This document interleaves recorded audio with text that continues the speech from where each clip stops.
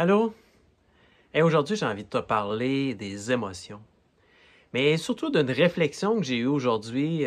Comme tu le sais, j'ai eu les feux d'un dernier jour.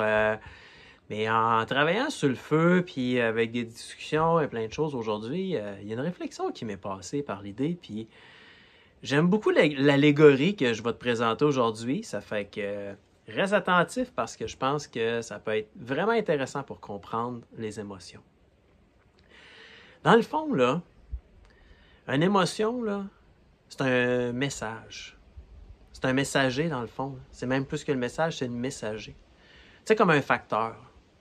Tu sais, ton facteur, quand il vient te porter ton courrier, là, il vient te porter une lettre, une enveloppe. Mais lui, là, il ne sait pas ce qu'il y a dans l'enveloppe. Que l'enveloppe, qu'il y ait un super de bon message, que ce soit positif. Est-ce qu'il est gentil, le facteur, pour autant? S'il vient te porter des mauvaises nouvelles, est-ce que le facteur est pas gentil à ce moment-là parce qu'il t'apporte une mauvaise nouvelle? Non. C'est juste le messager, il vient porter. C'est ça ton émotion. L'émotion, c'est quelque chose qui vient te porter un message à l'intérieur de toi, qui vient te dire « Hey, il se passe quelque chose. » là. Hein? Mais toi, c'est quoi tu fais avec ton courrier quand tu le reçois? Ton courrier des émotions, tu fais quoi avec? Est-ce que tu prends ta lettre, que tu prends ton émotion, puis que tu dis « Oh, t'as peu. Je me sens en colère, je me sens... » Écoute l'émotion.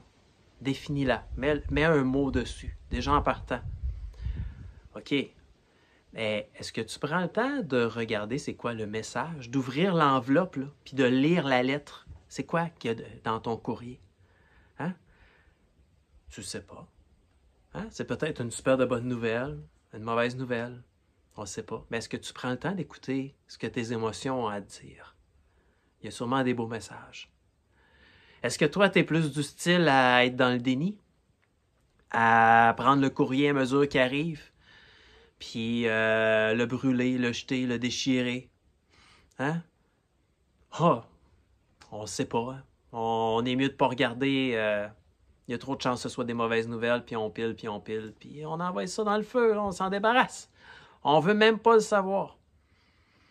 Il y a peut-être des millions à travers ça. Il y a peut-être des miracles dans ce courrier-là, tu ne sais pas. Puis les comptes, là, ils vont finir par revenir. Inquiète-toi pas, je sais de quoi je te parle. Les comptes, ils reviennent tout le temps.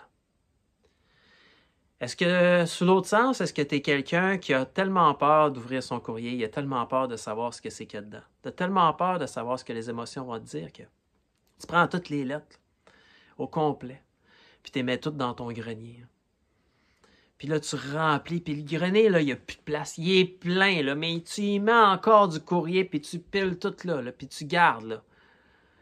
Tu remplis la cave, puis tu remplis le grenier bien plein, puis tu le fais juste dans un petit espace là, qui te reste là, à travers ton courrier. Là. À un moment donné, là, quand il y en a, là, puis ça vient tellement lourd là, que le plafond, il défonce. Puis tu te ramasses, là, pris complètement par tous tes messages. Là. Tout en même temps, ils veulent tout te parler, tout te dire. Ben, c'est là qu'arrive le burn-out, la dépression. C'est là qu'on peut sauter un gasket, comme on dit, ou que le presto, il saute. Parce que là tu es tellement immergé par tous les messages que tu as tout retenu, qui veulent tout te parler en même temps. Ben, je te dis, pour comprendre ton chemin, tu n'as pas besoin de tout lire les messages en même temps. Là. On va juste les prendre un par un. OK? Je vais te le dire, moi. Je suis pas mal sûr que 90% de tes messages aujourd'hui, là, que qu'est-ce qu'ils ont à te dire, c'est aime-toi, fais-toi confiance, crois en toi. Déjà, en partant, tu as 90, 95, sinon 99% de tes messages, là, que toutes les émotions puis tout ce qui arrive, là, que des fois, ça peut être malhabile la façon que ça arrive. Hein? Des fois, les messages peuvent être très doux. Il y a des messages qui peuvent même être violents des fois. Mais c'est pas les mots nécessairement toujours qui sont utilisés qui sont importants. C'est quoi ça veut dire? Tu sais, quand tu te dévalorises, quand quelqu'un te dévalorise à côté, c'est quoi? C'est quoi ça veut dire en dedans de toi? Ça veut dire, toi, t'aimes-tu? Toi, est-ce que tu t'aimes? Ben, si la réponse est non, puis probablement que la réponse est toujours toute ta vie, je m'aime pas encore assez. Parce que si tu me dis oui, je m'aime, ben désolé, c'est parce que tu sais pas si tu t'aimes. Parce que la vraie réponse, c'est oui, je m'aime plus qu'hier puis moins que demain. C'est ça la vraie réponse. C'est que si t'es pas dans un cheminement où ce qu'à tous les jours, tu cherches à t'aimer plus, à croire plus en toi, à te valoriser, à avoir confiance en toi, en ce que tu fais. Puis la confiance et l'estime, c'est deux choses différentes. L'estime de soi, c'est comment tu es. La confiance, c'est ce que tu fais. C'est que les deux sont très importants. Être. Te donner le droit d'être. Tes messages, tes émotions, c'est ça qui te demande en général. Hey, je veux exister. Ben, je te demande aujourd'hui, là, pour toi, pas pour moi. Là. Moi, j'en ai rien à cirer. Là. Parce que moi, je fais ma part à moi. Je fais ce que moi j'ai à faire. Je suis là, je peux te tendre la main. Je peux t'aider à faire le premier pas. Puis tu n'as pas besoin aujourd'hui de vouloir monter l'Everest. Hein? Non.